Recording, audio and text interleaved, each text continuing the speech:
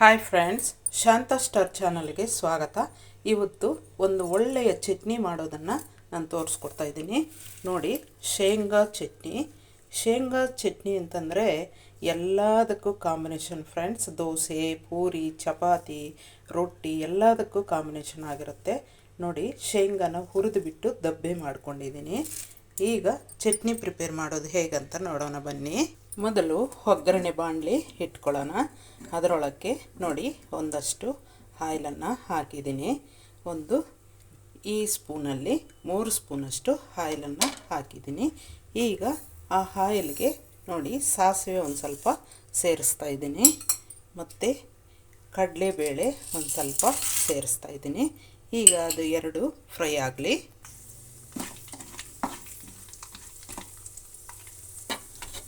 ಅದರ ಜೊತೆಗೆ ನೋಡಿ 2 ಒಣಮೆಣಸಿನ್ಕಾಯನ್ನು ಕಟ್ ಮಾಡಿರೋದನ್ನು ಹಾಕ್ತಾಯಿದ್ದೀನಿ.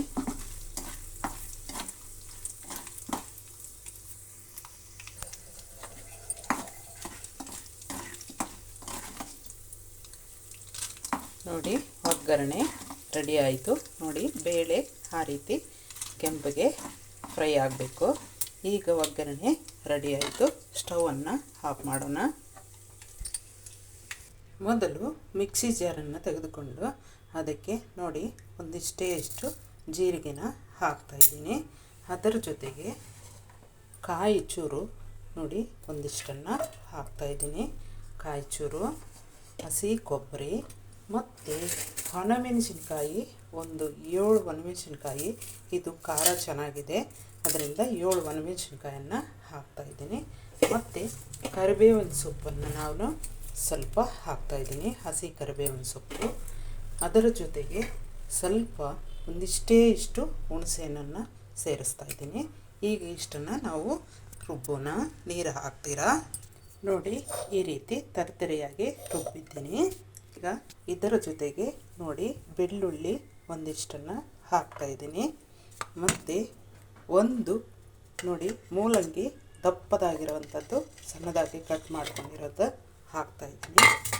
ಅದರ ಜೊತೆಗೆ ನೋಡಿ ಕಳೆ ಬೀಜ ಒಂದು ಬೌಲಲ್ಲಿ 3/4 ಭಾಗ ಅಷ್ಟು ಹಾಕ್ತಾಯಿದ್ದೀನಿ. ಈಗ ಇದರ ಜೊತೆಗೆ ಸ್ವಲ್ಪ ನಾವು ಅದಕ್ಕೆ ತಕ್ಕಷ್ಟು ಉಪ್ಪನ್ನು ಸೇರಿಸ್ತಾ ಇದ್ದೀನಿ. ಈಗ ಇದನ್ನು ಸ್ವಲ್ಪ ನೀರು ಹಾಕ್ಕೊಂಡು ನುಣ್ಣಗೆ ರುಬ್ಕೊಳ್ಳೋಣ. ನೋಡಿ, ಈ ರೀತಿ ಇಷ್ಟು ನುಣ್ಣಗೆ ಅಷ್ಟೇ ರುಬ್ಕೋಬೇಕು. ತುಂಬಾ ನುಣ್ಣಗಿರಬಾರ್ದು, ಸ್ವಲ್ಪ ತರಿಯಾಗಿಯೇ ಇರಬೇಕು, ತುಂಬಾ ನುಣ್ಣಗಿರಬಾರ್ದು.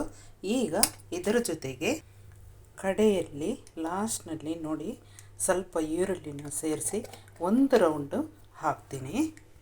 ನೋಡಿ, ಈರುಳ್ಳಿ ಹಾಗೆ ಇರುತ್ತೆ, ಒಂದೇ ಒಂದು ರೌಂಡ್ ಹಂಗಂದರೆ ಹಾಗೆ ಇರುತ್ತೆ, ಅಲ್ಲೊಂದು ಏತಕ್ಕಂತಂದರೆ ಈರುಳ್ಳಿ ಹಾಕೋದು ಚಟ್ನಿ ಕೆಡೋದಿಲ್ಲ ಫ್ರೆಂಡ್ಸ್. ತುಂಬ ಹೊತ್ತು ಹುಣಸೆಹಣ್ಣು ಮತ್ತು ಈರುಳ್ಳಿ ಹಾಕಿದರೆ ಚಟ್ನಿ ತುಂಬ ಹೊತ್ತು ಕೆಡೋದಿಲ್ಲ.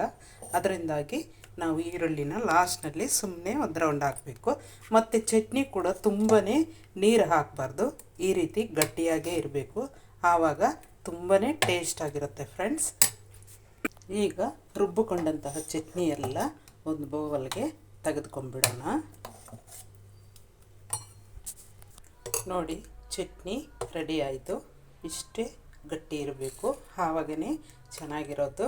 ನಾವು ಮಿಕ್ಸಿ ಜಾರನ್ನು ತೊಳಿಬೇಕಾದ್ರೂ ಸ್ವಲ್ಪ ನೀರನ್ನು ಹಾಕ್ಕೊಂಡು ತೊಳೆದು ಅದರೊಳಕ್ಕೆ ಹಾಕಿ ನೋಡಿ ಈ ರೀತಿ ಕಲಿಸ್ಕೊಂಬಿಡಿ. ಈಗ ಇದಕ್ಕೆ ಒಗ್ಗರಣೆ ಸೇರಿಸ್ಬಿಡೋಣ. ನಾವು ಮೊದಲೇ ಮಾಡಿಟ್ಕೊಂಡಿದ್ವಲ್ಲ ಒಗ್ಗರಣೆ, ಅದನ್ನು ಸೇರಿಸೋಣ. ನೋಡಿ, ಎಷ್ಟು ಚೆನ್ನಾಗಿದೆ ಒಗ್ಗರಣೆ ಹಾಕಿದ ಮೇಲೆ ಚಟ್ನಿ. ಈಗ ಇದನ್ನು ನಾವು ಕಲಿಸ್ಕೊಂಡ್ರೆ ತುಂಬಾ ಟೇಸ್ಟಾಗಿರುತ್ತೆ ಚಟ್ನಿ. ನೀವು ದೋಸೆ, ಚಪಾತಿ, ಪೂರಿ, ಪರೋಟ ಎಲ್ಲದಕ್ಕೂ ತುಂಬ ಕಾಂಬಿನೇಷನ್ ಫ್ರೆಂಡ್ಸ್. ಇದು ಮುದ್ದೆಗೂ ಅನ್ನಕ್ಕೂ ಕೂಡ ತುಂಬಾ ಟೇಸ್ಟಾಗಿರುತ್ತೆ. ಈಗ ಚಟ್ನಿ ಮಾಡಿದ್ದು ಆಯಿತು. ಯಾರು ನಮ್ಮ ಚಾನಲನ್ನು ಹೊಸದಾಗಿ ನೋಡ್ತಾ ಇದ್ದೀರೋ ಅವರು ಸಬ್ಸ್ಕ್ರೈಬ್ ಮಾಡ್ಕೊಳ್ಳದೇ ಇರೋ ಸಬ್ಸ್ಕ್ರೈಬ್ ಮಾಡ್ಕೊಳ್ಳಿ, ಶೇರ್ ಮಾಡಿ, ಕಮೆಂಟ್ ಮಾಡಿ, ಲೈಕ್ ಮಾಡೋದನ್ನು ಮರೀಲೇಬೇಡಿ friends. Thank you very much.